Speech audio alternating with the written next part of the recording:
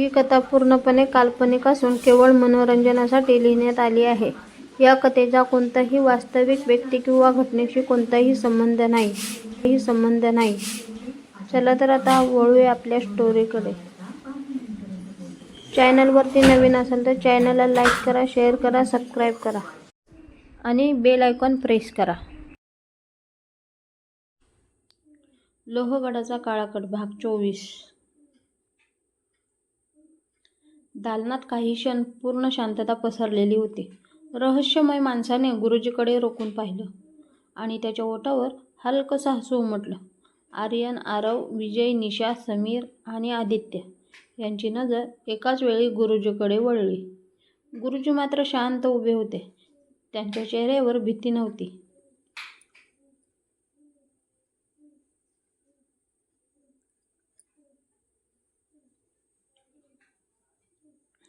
पण अनेक वर्ष मनात दडवून ठेवलेल्या सत्याचं ओझं स्पष्ट दिसत होतं. होय, गुरुजी शांत स्वरात बोलू लागले.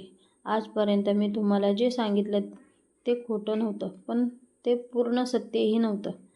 हे ऐकताच आर्यनच्या चेहऱ्यावर धक्का स्पष्ट दिसू लागला. म्हणजे तुम्ही आमच्यापासून काही लपवलं? गुरुजींनी खोल श्वास घेतला. तुमच्या दोघांच्या जीवासाठी मला तसं करावं लागलं.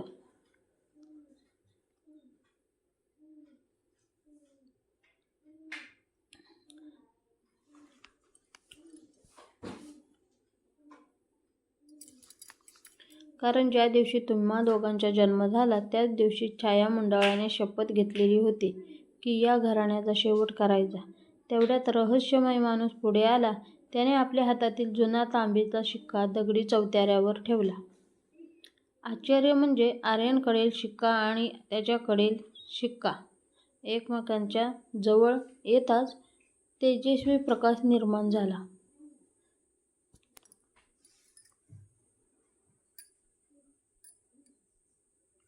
दोन्ही शिक्के हवेत तरंगू लागले आणि त्यांच्यामधून एक गोल प्रकाशकिरण वर झेपावला. संपूर्ण दालन हादरलं. भिंतीवर कोरलेली चित्र जिवंत झाल्यासारखी हलू लागली. एकामागोमाग एक प्राचीन दृश्य समोर येऊ लागली.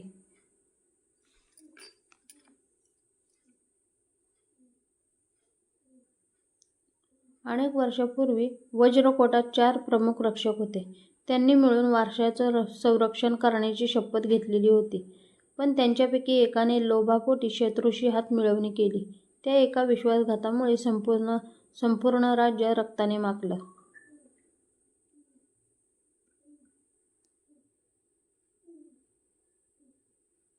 आरव स्तब्ध होऊन ते दृश्य पाहत होता. म्हणजे खरा विश्वासघात की आपल्या घराण्यातला नव्हता? त्याने विचारलं.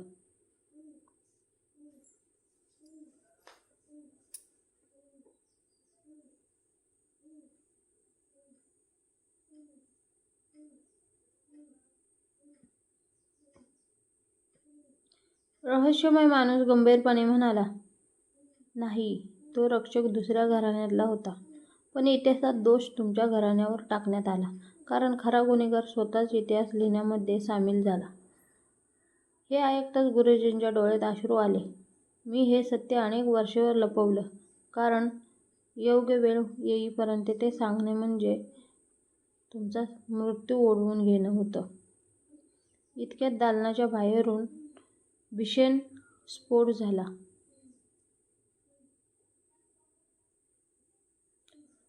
संपूर्ण किल्ला जोराने हादरला. दगड खाली कोसळू लागले. विजय धावत बाहेर गेला आणि काही क्षणांनी परत येत घाईघाईने म्हणाला, आर्यन, छाया मंडळाने बाहेरचं संरक्षण मोडलं आहे. ते आता अंतिम दालनापासून काहीच अंतरावर आहेत. गुरुजींनी तात्काळ प्राचीन ग्रंथ उचलला. मातोश्रीने दालनाच्या एका भिंतीवर हात ठेवताच तिथे आणखी एक गुप्त मार्ग उघडला.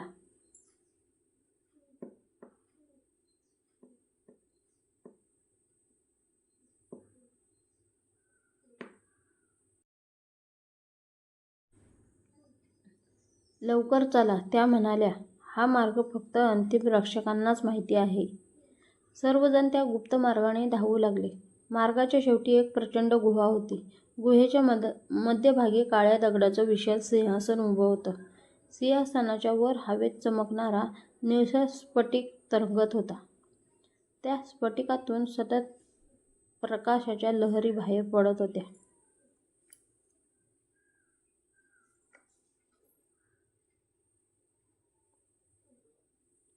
गुरुजी हळव्या आवाजात म्हणाले, आर्यन, हा रक्षक मणी आहे. यांच्यात वज्रकोटाचं अंतिम रहस्य सुरक्षित आहे. पण हा मणी फक्त शुद्ध मनाच्या वारसालाच स्वीकारतो. आर्यन पुढे पाऊल टाकणार इतक्यात गुहेच्या अंधारातून जोरदार टाळ्यांचा आवाज घुमला.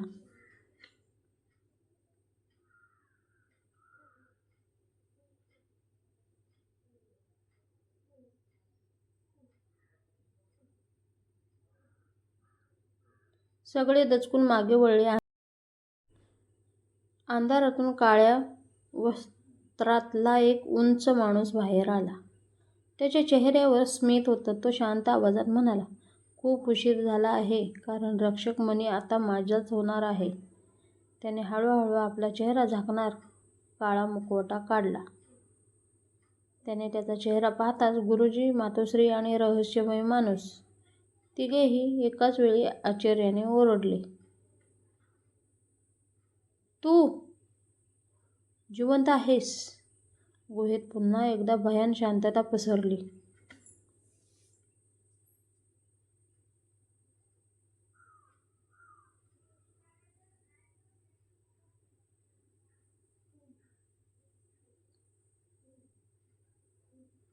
गुहेत पुन्हा शांतता पसरली होती. रहस्यमय माणसाचा चेहरा पाहून गुरुजी, मातोश्री आणि बाकीचे सगळे काही क्षण निशब्द झाले. पण त्या क्षणी आर्यनचं लक्ष मात्र दुसरीकडे गेलं होतं. गुहेच्या एका कोपऱ्यात उभी असलेली निशा त्याच्याकडे चिंतेने पाहत होती.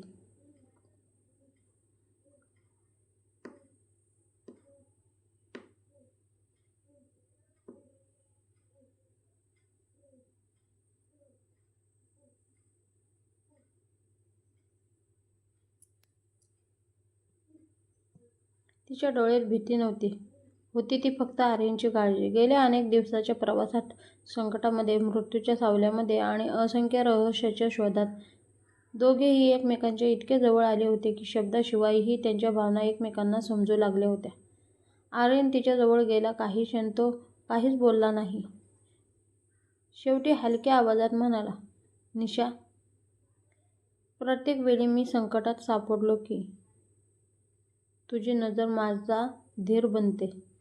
जर या प्रवासाचा शेवट माझ्यासाठी चांगला झाला नाही तर एक गोष्ट लक्षात ठेव, माझ्या आयुष्यातील सर्वात सुंदर गोष्ट म्हणजे तुझी साथ. हे ऐकताच निशेच्या डोळ्यात अश्रू दाटून आले. तिने आर्यनचा हात घट्ट पकडला आणि म्हणाली, असं पुन्हा कधी बोलू नकोस. आपण इथून एकत्र आलो आहोत आणि एकत्रच बाहेर पडणार. मी तुला एकटं सोडणार नाही. त्या दोघांच्या नजरेतलं निशब्द प्रेम पाहून आरव हलकसा हसला. एवढ्या संकटातही प्रेमाची एक छोटीशी किरण त्यांच्या मनात आशा निर्माण करत होती.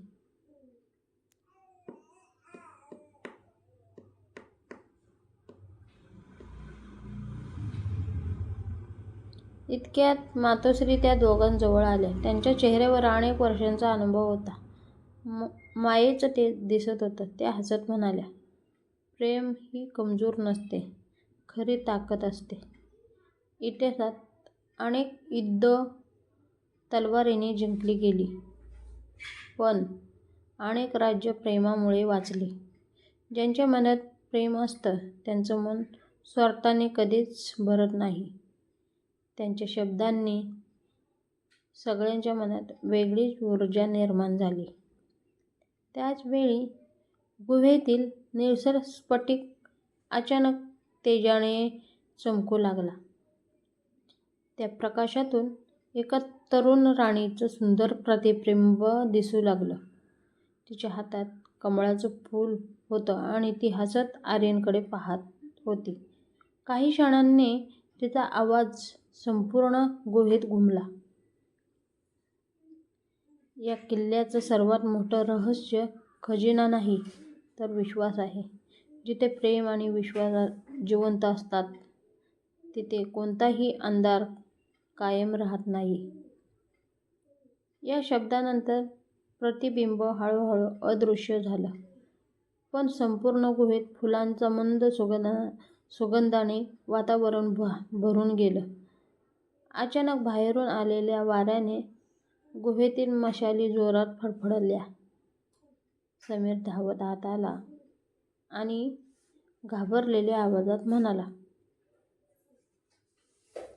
आर्यन, काहीतरी विचित्र घडलं आहे. छाया मंडळाचे सैनिक अचानक मागे हटू लागले आहेत, पण ते पळत नाहीत. जणू कोणीतरी त्यांना आदेश दिला आहे. सगळे गुहेच्या बाहेर आले.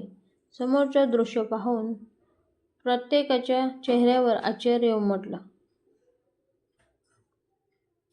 काळ्या ढगांनी भरलेलं आकाश हळूहळू स्वच्छ होत होतं. दूर डोंगरामागून सूर्याची पहिली किरणं वज्रकोटावर पडू लागली. त्या प्रकाशात संपूर्ण किल्ला सोनेरी रंगाने उजळून निघाला. तटावर कोरलेली प्राचीन चिन्हे चमकू लागली आणि किल्ल्याच्या मध्यभागी असलेला विशाल घंटामहाल स्वतःहून वाजू लागला. त्याच वेळी किल्ल्याच्या अंगणात उभा असलेल्या एका प्राचीन वृक्षाला अचानक फुलं आली. शेकडो वर्ष कोरडा असलेला तो वृक्ष काही क्षणातच गुलाबी फुलांनी बहरून गेला. मातोश्रींच्या डोळ्यात आनंद अश्रू आले. त्या हळू आवाजात म्हणाल्या, भविष्यवाणी खरी ठरली. 2 वारस एकत्र आले की वज्रकोट पुन्हा जिवंत होईल. पण हा आनंद फार काळ टिकला नाही. अचानक त्या फुलांमधून एक काळा कावळा भराभर उडत आला आणि आर्यनच्या पायाशी एक छोटासा चामड्याचा संदेश टाकून आकाशात अदृश्य झाला. संदेशावर फक्त एकच ओळ लिहिलेली होती,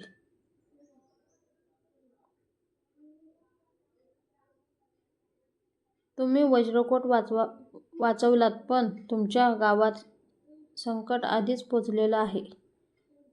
आर्यनच्या चेहऱ्यावरचे भाव क्षणात बदलले. त्याने निशाकडे पाहिलं. निशाने त्याचा हात पुन्हा घट्ट धरला. आता लढाई फक्त वज्रकोटासाठी नव्हती.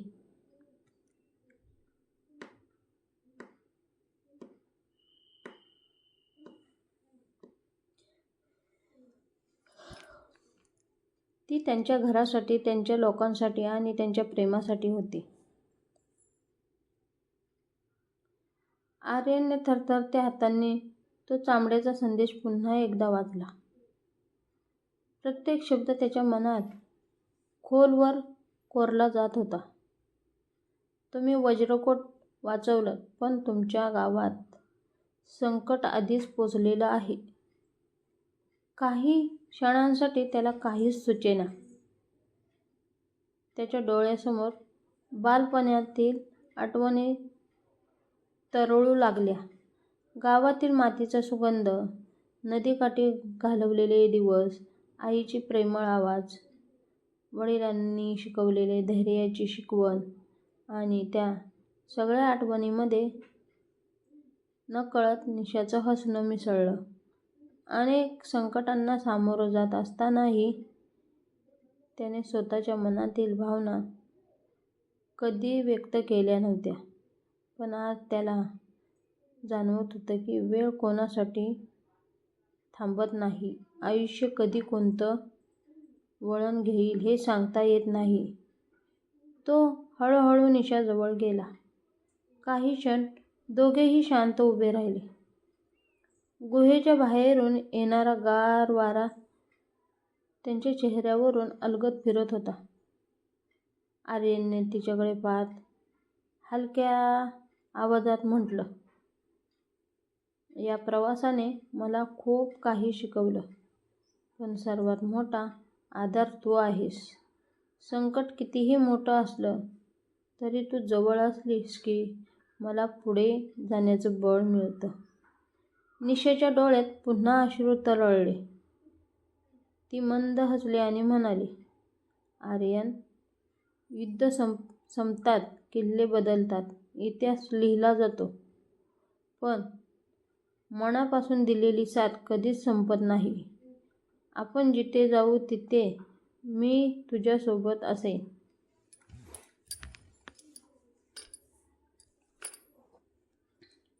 त्या दोघांचं बोलणं सुरू असतानाच गुरुजी काही अंतरावरून त्यांच्याकडे पाहत होते.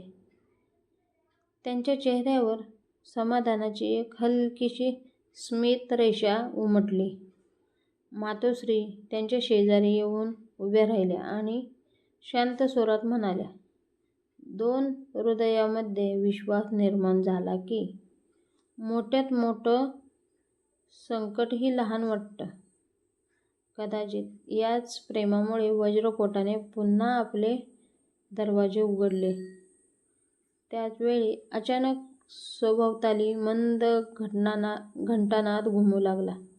वज्रकोटाच्या मनोऱ्यावर बसलेले पांढरे कबूतर एकाच वेळी आकाशात झेपावले. त्यांच्या पंखांच्या आवाजाने वातावरणात एक वेगळीच शांतता पसरलेली. सूर्याची कोवळी किरणं किल्ल्याच्या तटावर पडताच दगडावर कोरलेली प्राचीन अक्षरं पुन्हा चमकू लागली. पण यावेळी त्या अक्षरातून एक नवीन संदेश उमटला. खरा रक्षक तलवारीने नव्हे तर प्रेम आणि विश्वासाने इतिहास जिंकतो. मात्र नियतीने अजून एक अनपेक्षित वळण राखून ठेवलेलं होतं. अचानक विजय धावत आला. त्याचा श्वास जोरात चालू होता. तो घाईघाईने म्हणाला, आर्यन, आपल्या गावाकडून धुराचे लोट उठताना दिसत आहेत. पण विचित्र गोष्ट म्हणजे हा साधा हल्ला नाही. गावाच्या सीमेवर कुणीतरी प्राचीन राजचिन्ह असलेले ध्वज लावलेले आहेत. हे छायामंडळाचे नाहीत. मग ते कोणाचे आहेत? सगळे एकमेकांकडे पाहू लागले.